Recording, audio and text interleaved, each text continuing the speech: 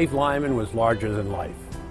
I heard about Dave Lyman when I was on the East Coast, long before I ever came to Cal Maritime.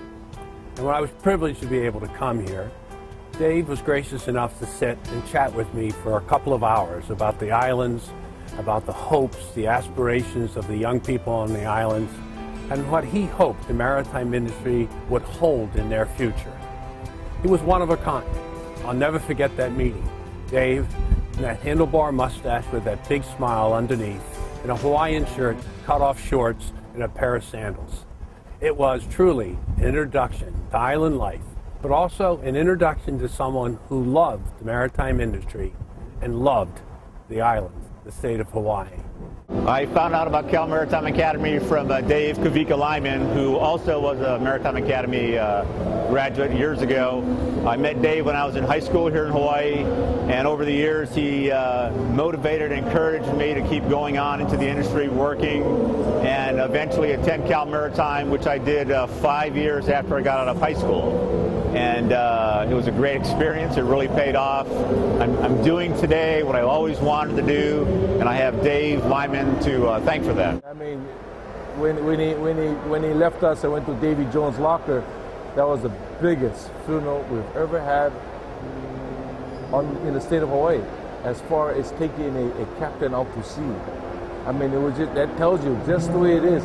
You know, one time, Dave, we had a fundraiser, and we had so much food that after the party, Dave looked at me, come on, let's go. We picked up all the food that was left over, and we took it down to Ala Park where a lot of homeless was. And Dave went out and started passing food to the homeless. And this is at 11 o'clock at night.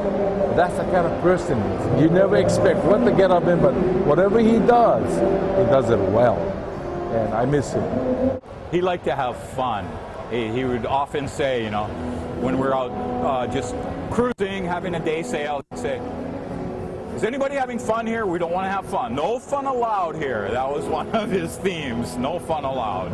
Always tongue-in-cheek. Most people, it seems, when they work on the ocean or in the maritime field, when they're off duty, they go for the hills. But I think he might have been an exception, and maybe this is not correct, but he used to like to go sailing on his days off, and we would cruise around the island off Waikiki, drop the hook, go swimming, drink a lot of beer. So we'd race. When we raced, if he was driving the boat, we would lose. When he'd come home from CMA, he was a smoker early on, but he would come and tell me a bedtime story. This wouldn't be just any once upon a time kind of a story. Of course, for Dave, it was always a sea story. And I can remember him taking a drag on the cigarette and the glow of the cigarette lighting up in the dark room every time he did that. And the stories were not just sea stories, they were spooky sea stories. Still remember some of them. Kavika, David Lyman, Kapena, he was what a fabulous guy, one of a kind. It was an incredible tragedy that we lost him. We lost him in the prime of his life. He was a real leader within the industry, but he did it with a tremendous amount of humility, a great amount of humor, and he did it in that gravelly voice of his. Good morning, Manolo. Nice to see you again. How long have you been a harbor pilot? Oh, God. August made 27 years as a harbor pilot. You've seen pretty much all the major changes that have gone through that harbor, haven't you? Oh, there were many major changes long before I came on the scene. Really? For instance, the change from sail to steam. Now, that was a major change. That was before my time. That was before. That was unmistakable. David Lyman is a legend and will always be a legend here on the waterfront. Dave Lyman is such an important guy, and I mean, I heard so much about him, so I feel honored to get this scholarship, and I just feel special and lucky more than anything, but I'm going to try to make everybody as proud as I can. I can only talk about certain things about Dave because I knew too much about Dave. The main thing, though, is that he had a great heart for people. He was totally committed to the industry. He was there for everybody. If you had a situation, an issue that came up, he would be part of it. If there was a committee or something where there was some kind of experience and input needed, he would be there. The pinnacle of a mariner's career, particularly on the deck side, is piloting, where which Dave had always dreamed of. And so here he had an opportunity to follow his life's passion. And Dave was a very good friend. He would not only give you the shirt off his back, he would give you your shirt off your back to someone else. His home was your home, as we used to affectionately call it, was Camp Lyman. So if you were a seaman and you were on the beach and didn't have a place to rack out somewhere, you could always count on Dave Lyman would find a place for you, whether it was on his living room floor or in the kitchen. I always think fondly of all the times that we talked and laughed and had great experiences, and no matter how bad the situation, he always found a good side to it.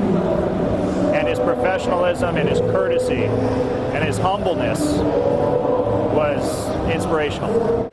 He still lives on with all of us. He's given us all a sense of values, and whatever we do in life, do it for all the right reasons and enjoy yourself. Dave was a one-of-a-kind guy, you know, and we miss him tremendously. Is my brother. I miss him so much. Truly, I miss him so much.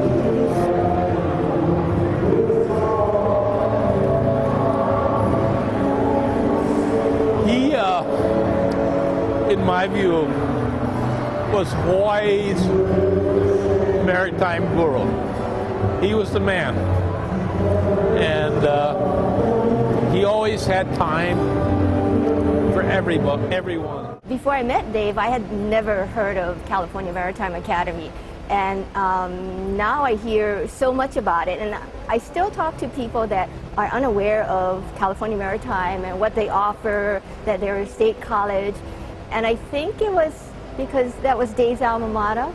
He wanted to ensure that anyone that wanted that type of maritime education had the opportunity to go there, whether or not they were able to financially or not. And so I think that was a dream of his, and I think he's very happy that all of this is coming together right now. Dave Lyman gave both with his heart and out of his wallet. But Dave really believed that there was a future for the young people in Hawaii, at the institution, and on the water. Help us help others. Keep Dave's dream alive.